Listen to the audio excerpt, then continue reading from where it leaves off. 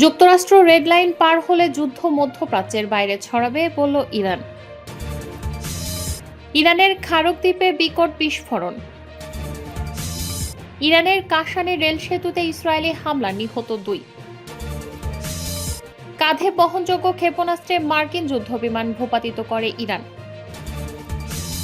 সর্বশেষ জানাবো ইসরায়েলের মধ্যাঞ্চলে ইরানের মিসাইল হামলা। শিরোনাম শুনলেন, এবারে বিস্তারিত।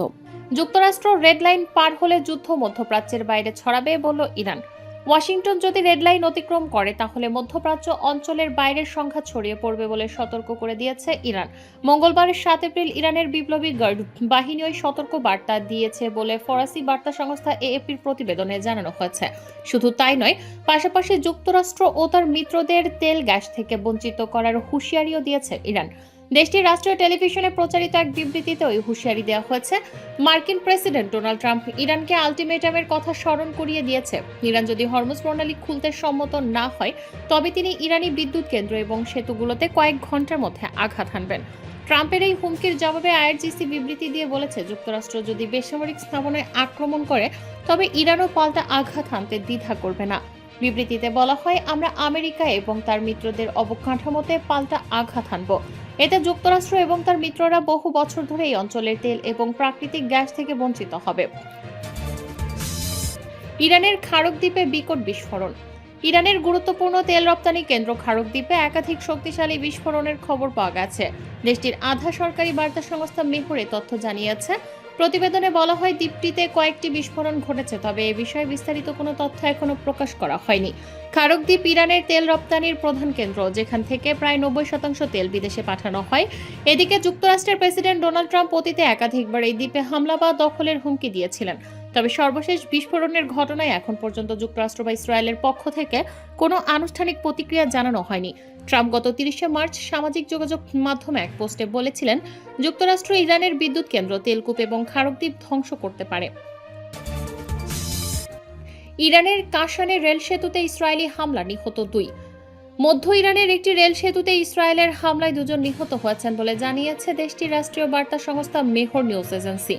সংস্থাটির প্রতিবেদনে বলা হয়, ইস্পাহান প্রদেশের কাশান শহরের ইয়াহিয়া আবাদ রেল সেতু লক্ষ্য করে এই হামলা চালানো হয়। ইস্পাহানের উপগভর্নরের বরাত দিয়ে জানানো হয়েছে, হামলায় অন্তত 2 জনের প্রাণহানি ঘটেছে। এর আগে ইসরায়েলি সামরিক বাহিনী ইরানের জনগণকে নিরাপত্তার স্বার্থে স্থানীয় সময় রাত 9টা পর্যন্ত ট্রেন ব্যবহার না করার সতর্কবার্তা দিয়েছিল। সেই সতর্কবার্তার পরপরই এ হামলার ঘটনা ঘটে। কাঁধে বহনযোগ্য ক্ষেপণাস্ত্রে মার্কিন যুদ্ধবিমান ভূপাতিত করে ইরান। মার্কিন প্রেসিডেন্ট ডোনাল্ড ট্রাম্প দাবি করেছেন, ইরানে একটি F-15 যুদ্ধবিমান কাঁধ থেকে নিক্ষেপযোগ্য ক্ষেপণাস্ত্রের আঘাতে ভূপাতিত হয়েছে। এই ঘটনায় 2 পাইলটকে উদ্ধারে যুক্তরাষ্ট্রকে নাটকীয় অভিযান চালাতে হয়েছে বলেও তিনি উল্লেখ করেন। ট্রাম্প বলেন, এ ঘটনায় চলমান সংঘাতের জটিলতা এবং ইরানের পক্ষ থেকে এখনও বিদ্যমান নিরাপত্তা ঝুঁকির বিষয়টি স্পষ্ট করে। তিনিও তার শীর্ষ কর্মকর্তারা আরও দাবি করেছেন, 6 সপ্তাহের সামরিক অভিযানে ইরানের সামরিক সক্ষমতা বড় ধরনের ক্ষতির মুখে পড়েছে।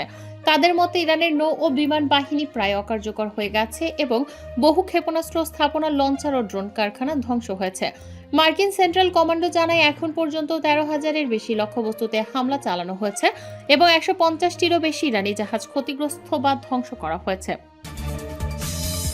ইসরায়েলের মধ্যাঞ্চলে ইরানের মিসাইল হামলা।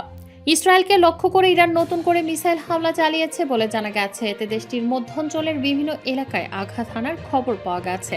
উদ্ধারকারীরা জানিয়েছেন, হামলায় ক্ষতিগ্রস্ত এলাকাগুলোতে তারা পৌঁছেছেন। তাদের একজন বলেছেন, রোশহাইন, রামাত হাসহারন সহ মধ্য ইসরায়েলের বিভিন্ন স্থানে বিস্ফোরণের চিহ্ন পাওয়া গেছে। সামাজিক যোগাযোগ মাধ্যম এক্সে ছড়িয়ে পড়া একটি ভিডিওতে দেখা গেছে, বিস্ফোরণের প্রভাবে একটি গাড়ি উল্টে গেছে। তবে তাৎক্ষণিকভাবে কোনো হতাহতের খবর পাওয়া যায়নি। সংবাদ মাধ্যম টাইমস অব ইসরায়েল জানিয়েছে, সর্বশেষ নিক্ষেপ করা ক্ষেপণাস্ত্রটি ছিল ব্যালিস্টিক মিসাইল। এ সময় মধ্য ইসরায়েলের পাশাপাশি ইলাত এলাকাতেও সতর্কতামূলক সাইরেন বেজে ওঠে। তবে ইলাতমুখী একটি মিসাইল খোলা জায়গায় গিয়ে পড়ে।